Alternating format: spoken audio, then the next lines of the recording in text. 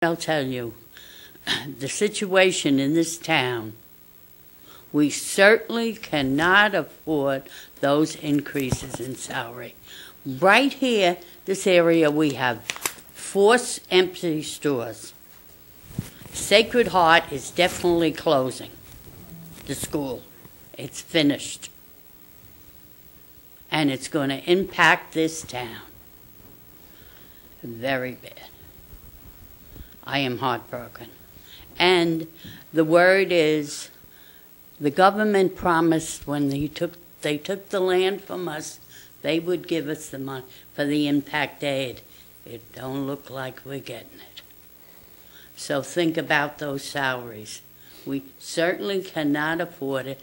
The senior citizens in this area, it is sad to hear what's going on. Thank you. Thank you, Joan. I don't have to fight anybody else next. First, I'd like to say, I always forget to introduce myself. You're getting used to it now, though. You're getting used to it. I'm Farabee Ripa, and I live in the village of Highland Falls.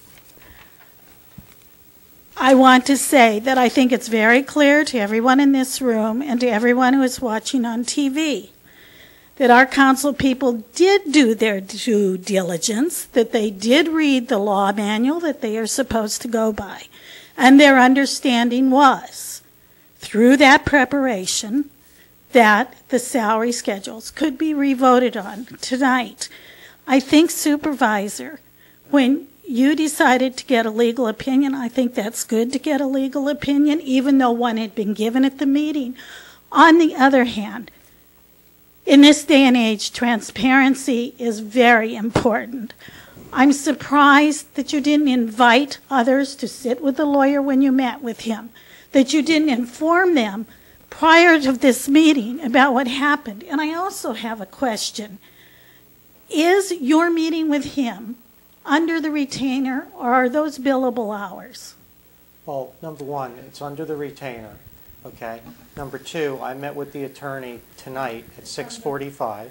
I thought you said Tuesday you knew. I had a response from the Association of Towns attorney with their opinion.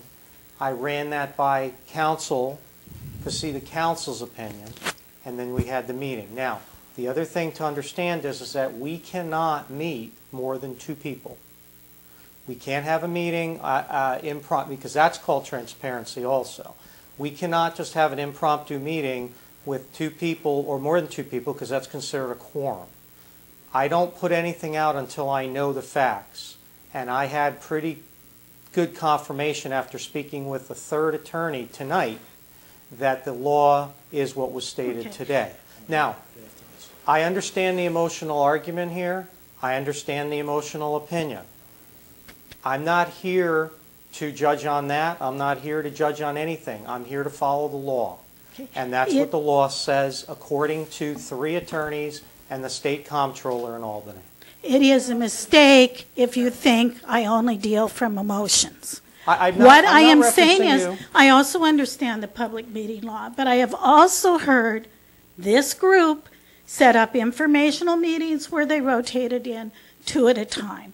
I think the minute you had the suspicion that our law book that you all go by did not sufficiently cover it, you should have notified our other representatives. It got nasty tonight. And I, for one, do not like business being conducted that way. We always get a lot more done when we can deal amicably. Your intention may have been other, but it looked underhanded.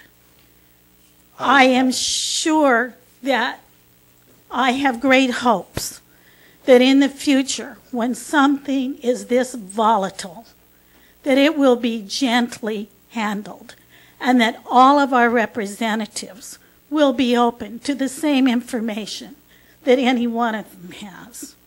And Merv, I want to say thank you very much for the work you've done with the children and sports in this town. Well, I appreciate it. You will be missed. And you know what? I appreciate that, and I'm going to continue it on. And I got to tell you something. Again, I thank you very much, and I will absolutely be up to school and be down at the Pony Tailors and be up at Roe Park, and I'm not going anywhere with these kids. I'll always be there. Okay, thank you. Thank you, Mr. Rippon. My name's Jerry Michaels, and I live in the village of Highland Falls. And I've heard a couple of times the phrase intellectually honest.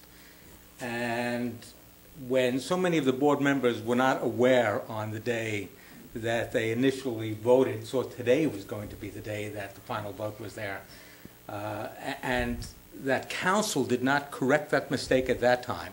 That council, any council, did not, during all of the time of the arguments, during the time of Merv's changing his vote, during any of the outrage that went on in this community, during any of the petitions, to call this intellectual honesty, when in fact it's moral bankruptcy, it is so unfair and outrageous that you've allowed this to happen, and that you seek to get confirmation just days or minutes before the meeting tonight, that sit there and go basically tough on everyone who was outraged, on everyone who was opposed to this, on people who changed their vote, that none of them had a clue about this until this moment, is just morally bankrupt for the two of you to have known that and proceeded this way. First of all, it was not known by me until this evening, Mr. Michaels. It wasn't known. It should have been known. Some council Well, at some that point is should have hardly made this clear. that is hardly my fault that council didn't inform No, but us. you were aware of the outrage this town had about that increase in salary.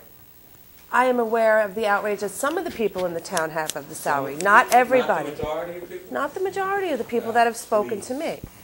First of all. Second of all, We didn't get to all the people with the petition, and I was one that carried one. that's fine. I stopped because Merv said he was changing. No, and that's fine, and that's you feel acceptable. on the Okay. council that no one informed anybody, including the Okay, council, Holly, it's, that vote was, people that are at the that speak, was but- stuck with that vote? No, nobody said that. But for you to say that somehow the reason that the supervisor was acting in this manner is somehow underhanded. How do you know he didn't contact council because he was going to willingly change his salary based on what they fact, and he wanted to see how he could do that? All I know is that you've got council that represents this committee. Can you just talk in the mic on that, please? All I know is that you've got council that represents this committee, that represents the town through this committee, that should have advised people before this point, moments nobody's- before this actual reorganization took place, as to what the facts were. That was not made clear to anybody. But nobody's arguing that. But it wouldn't have been even brought up if the supervisor didn't ask the question. That's my point. No, it should have been brought up by whoever was counsel representing I'm not this committee disputing during that. any of those arguments, Well, during any of the change of vote, that all of that was worthless. look, Mr. Michaels, you are entitled to your opinion, and we did hear, and thank you very much. So you're saying Would the anybody else like supervisor, to speak? you're saying the